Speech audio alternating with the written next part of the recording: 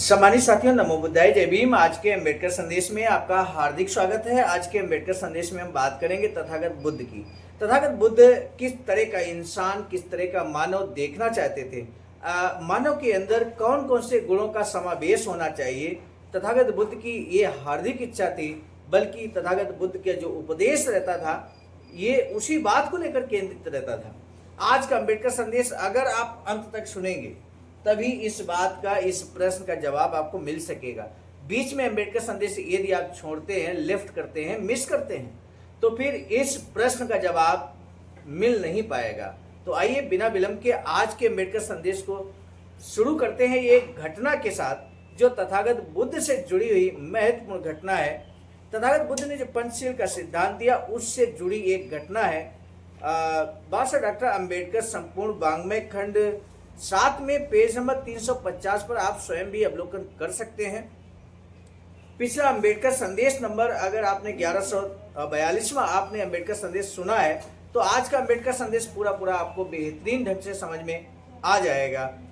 बादशाह लिखते हैं कि फिर कोई व्यक्ति राजा के पास गया और उसे जाकर कहा कि वह राजा चक्र के लुप्त हो जाने पर दुखी हुआ और शोक से पीड़ित हुआ, परंतु वह राजा प्रभु सत्ता संपन्न अधिपति के श्रेष्ठ कर्तव्य के संबंध में पूछने के लिए सन्यासी राजा के पास नहीं गया, बल्कि अपने विचार से ही निशंक होकर जनता पर अपना शासन चलाता रहा। लोगों पर उसका शासन पहले शासन से अलग प्रकार का था। प्रभु सत्ता संपन्न राजा के आर्य श्रेष्ठ कर्तव्य का पालन करने वाले पूर्ववर्ती राजाओं के शासन में वे जिस प्रकार से समृद्धशाली थे, उस प्रकार इस राजा के शासन में समृद्ध नहीं रहे। फिर बंधुओं, मंत्री तथा दरबारी, वित्त अधिकारी, रक्षक व पहरेदार, द्वारपाल तथा धार्मिक अनुष्ठान करने वाले सभी व्यक्ति मिलकर राजा के पास आए और उससे इस प्रकार बोले, हे राजन, आप अपनी जनता पर शासन अपने विचारों के अनुसार करते हैं, जो उस शासन विधि से भिन्न है जिस विधि से आपके पूर्ववर्ती राजा आर्य अर्थात श्रेष्ठ, आर्य का मतलब श्रेष्ठ होता है, सुपीरियर होता है, कर्तव्य का पालन करते हुए किया करते थे। अतः आपके इस शासन में आपकी जनता समृद्ध नहीं है। अब आपके राज्य में मंत्री तथा दरबारी, वित्त अधिकारी, रक्षा तथा अभिरक्षक एवं धार्मिक अनुष्ठान करने वाले हम दोनों तथा अन्य लोग हैं, जिन्हें प्रभु सत्ता संपन्न राजा के आर्य कर्तव्य का ज्ञान व जानकारी है। हे राजन, आप उसके संबंध में हमसे पूछिए, आपके पूछने पर हम उसे आपको बताएंगे। इसके बाद बंधुओं, उस राजा ने मंत्रियों तथा उन सभी शेष लोगों को एक साथ बिठाया, उनसे प्रभु सत्ता संपन्न शूरवीर राजा के श्रेष्ठ कर्तव्य के संबंध में पूछा और उन्होंने उसे बताया। जब उसने उनकी बात सुन ली तो उसने उनको उचित सावधानी तथा निगरानी व अभिरक्षा प्रदान की, परंतु उसने दीनहीन व असहाय लोगों को धन प्रदान नहीं किया, और चूंकि ये नहीं किया गया इसलिए दरिद्रता व निर्धनता व्यापक रूप में फैल गई। इस प्रकार जब निर्धनता भरपूर व प्रचुर मात्रा में फैल गई तो किसी व्यक्ति ने दूसरे व्यक्ति की चीज उठा ली जो उसे दूसरे व्यक्ति ने नहीं दी थी। उसे लोगों ने पकड़ लिया और राजा के सामने प्रस्तुत किया। उन्होंने राजा से कहा, हे महाराज, इस व्यक्ति ने वह चीज उठा ली है जो उसे नहीं दी गई है, और ऐसा करना चोरी है। इस प्रकार जब निर्धनता भरपूर व प्रचुर मात्रा में फैल गई तो किसी व्यक्ति ने दूसरे राजा की चीज उठा ली, और इस तरह से जो दूसरे व्यक्ति ने नहीं दी थी उसे लोगों ने पकड़ लिया और राजा के सामने प्रस्तुत किया। और उन्होंने राजा से कहा, हे महाराज, इस व्यक्ति ने वह चीज उठा ली है जो उसे नहीं दी गई है, और ऐसा करना चोरी है। यानी कि बिना मांगे, बिना अनुमति लिए किसी की अगर हम चीज लेते हैं तो उसे चोरी कहा जाता है, और चोरी करना यहाँ पर तथागत बुद्ध ने मना किया है।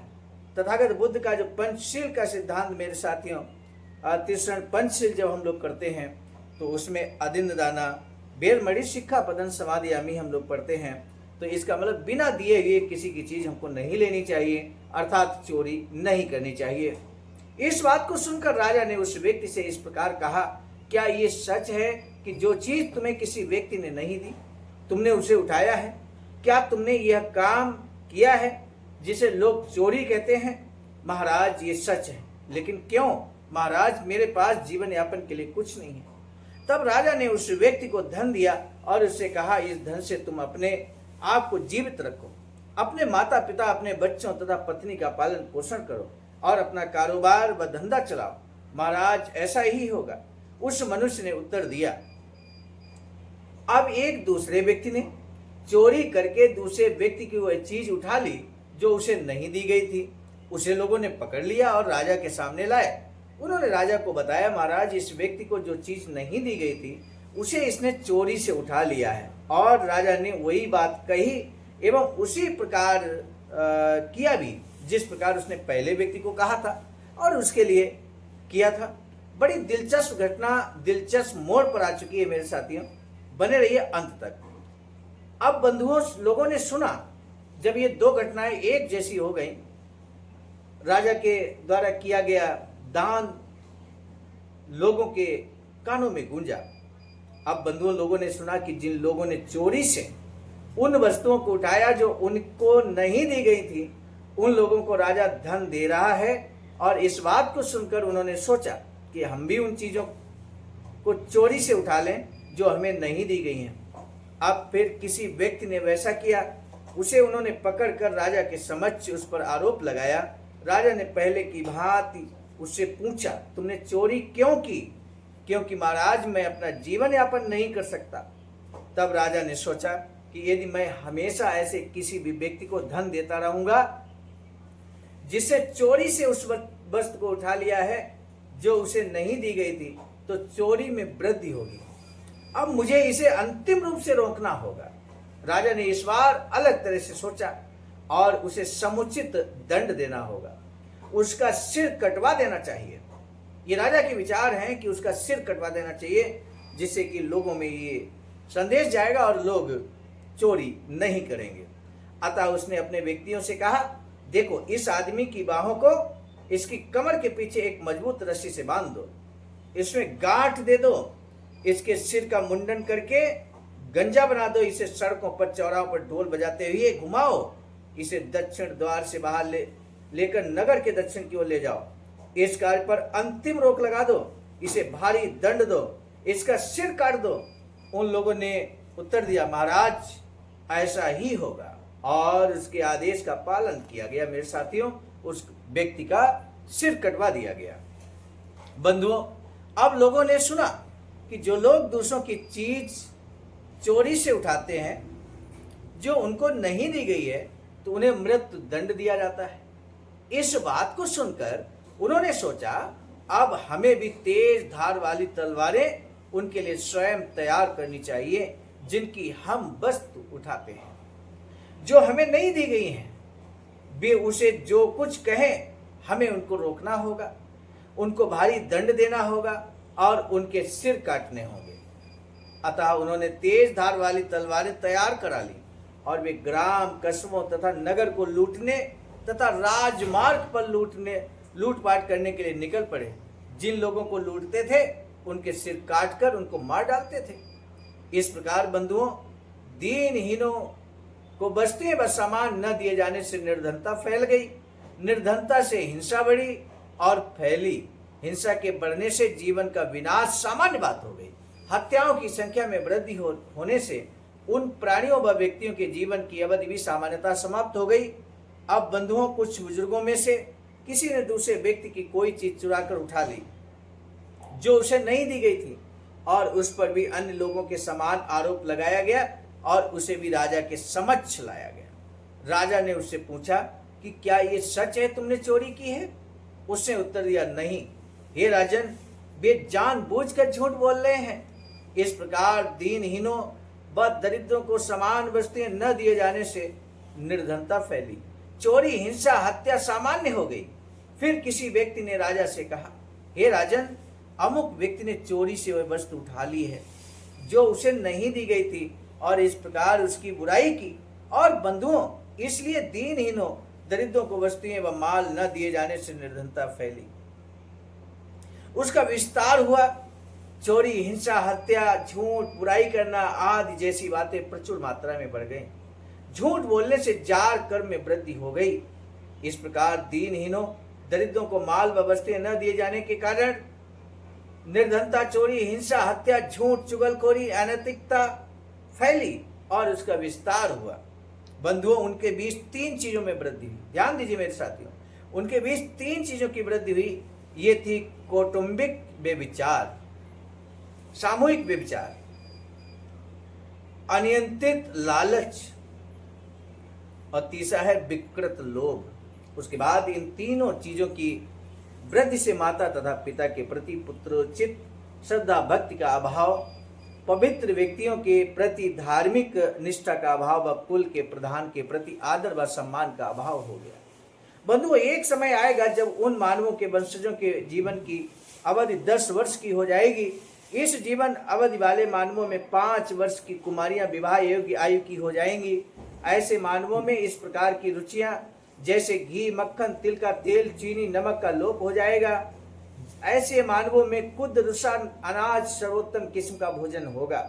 इसलिए उस समय कुदरुसा ऐसे किस्म का अनाज होगा जैसे आजकल चावल और दाल आदि है। ऐसे मानवों के बीच आचार के 10 नैतिक आचरणों का बिल्कुल लोप हो जाएगा और कार्य के 10 अनैतिक मार्ग अत्यधिक प्रचलित हो जाएंगे।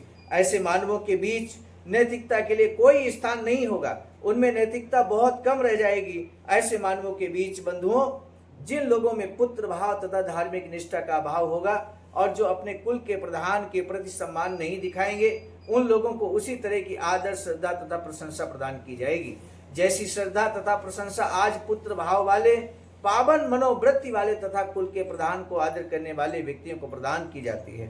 बंधु, ऐसे मानवों में माता या माता की बहन अर्थात मौसी, माँ की भाभी अर्थात मामी, गुरु की पत्नी या पिता की भाभी जैसे आदरपूर्ण विचार जो अंतर विवाह के बंधन स्वरूप होते हैं नहीं होंगे। संसार भेड़ बकरियों, मुर्गे मुर्गियों, सुअरों, कुत्तों और गिद्धड़ों की तरह स्वच्छंद संभोग में लिप्त हो जाएगा।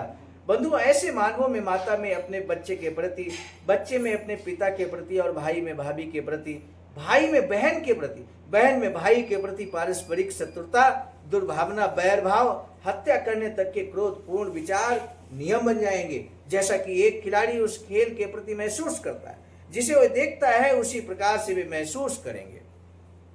जब नैतिक बल असफल हो जाएगा और इसके स्थान पर पार्श्विक बल आ जाएगा, तब क्या होगा? संभवतः यह उस स्थिति का सबसे उत्तम चित्र है मेरे साथियों। बुद्ध ये चाहते थे कि प्रत्येक व्यक्ति नैतिक रूप से इतना प्रशिक्षित होना चाहिए कि वह स्वयं ही धर्म परायणता या न्याय संगतता का प्रहरी हो जाए। तथागत बुद्ध का जो सिद्धांत है, जो नियम है, चाहे वो पंचशील सिद्धांत, अष्टांगिक मार्ग की बात करें या तथागत बुद्ध ने 10 गुणों की बात की मेरे साथियों, जो हम पूर्व के अम्बेडकर संदेश में आपके समक्ष रख चुके हैं, तो ये तथागत बुद्ध चाहते थे व्यक्ति केंद्रित विचारधारा, व्यक्ति केंद्रित तथागत बुद्ध का सिद्धांत, तथागत बुद्ध के पंचशील सिद्धांत एवं नियम थे, व्यक्ति केंद्रित थे। और हर व्यक्ति को तथागत बुद्ध चाहते थे प्रत्येक व्यक्ति नैतिक रूप से इतना प्रशिक्षित हो कि वह स्वयं ही धर्म परायणता का पालन करे, न्याय संगतता का पालन करे, उसका प्रहरी हो जाए। ये बात तथागत बुद्ध कहते हैं। मेरे साथियों, आज का अम्बेडकर संदेश बेहद महत्वपूर्ण रहा। जो प्रश्न आज हम स्टार्टिंग में लेके चले थे अम्बेडकर संदेश में, उसका जवाब आपको मिल चुका है। वही प्रश्न आज आपका अंत में, जो प्रश्न हम हमेशा पूछते हैं अम्बेडकर संदेश में, वही प्रश्न है आज। आखिर मानव से तथागत बुद्ध मानव को किस तरह का बनाना चाहते थे, प्रत्येक व्यक्ति को किस तरह का देखना चाहते थे तथागत बुद्ध, आपको बताना है कमेंट सेक्शन में। हमें आपके जवाब का बेसब्री से इंतजार रहेगा। उम्मीद अवश्य आपसे है कि जरूर अम्बेडकर संदेश को आप शेयर करेंगे। आज का अम्बेडकर संदेश शेयर आपने अंत तक वॉच किया, इसके लिए हम तहे दिल से साधुवाद ज्ञापित करेंगे और इसके साथ ही मिलेंगे नए अम्बेडकर संदेश में। दीजिए इजाजत, आप सभी को सादर नमो बुद्धाय जय। सामान्य साथियों, हम एक महत्वपूर्ण बात बताना उचित समझते हैं। बाबा साहब की अधूरी इच्छा के अनुरूप एक वैचारिकी सेंटर निर्माणाधीन है सारनाथ वाराणसी में, जहां पर 14,000 स्क्वायर फीट जमीन परचेज कर ली गई है ring road, green city, Faridpur, Sarnath में। वैचारिकी सेंटर के प्रशासनिक ब्लॉक का निर्माण कार्य कंप्लीट हो चुका है। शानदार बेहतरीन प्रशासनिक ब्लॉक का निर्माण पूर्ण हो चुका है। आगे अब मुख्य भवन को बनाने की बारी हम सबकी है और इस हेतु आप दिए गए अकाउंट नंबर पर अपना अमूल्य योगदान कर सकते हैं। आज का अंबेडकर संदेश हम लेकर उपस्थित हुए थे मिशन नायक बुद्ध मित्र मुसाफिर सर, राष्ट्रीय अध्यक्ष आवाज का नई दिल्ली की प्रेरणा में, और प्रस्तुतकर्ता के रूप में मैं स्वयं सर्वजित आर्य, राष्ट्रीय मीडिया प्रभारी, IIT सेल आवाज का नई दिल्ली। मिलेंगे नए डॉक्टर अम्बेडकर संदेश में, तब तक दीजिए इजाजत। आप सभी को सादर नमो बुद्धाय, जय।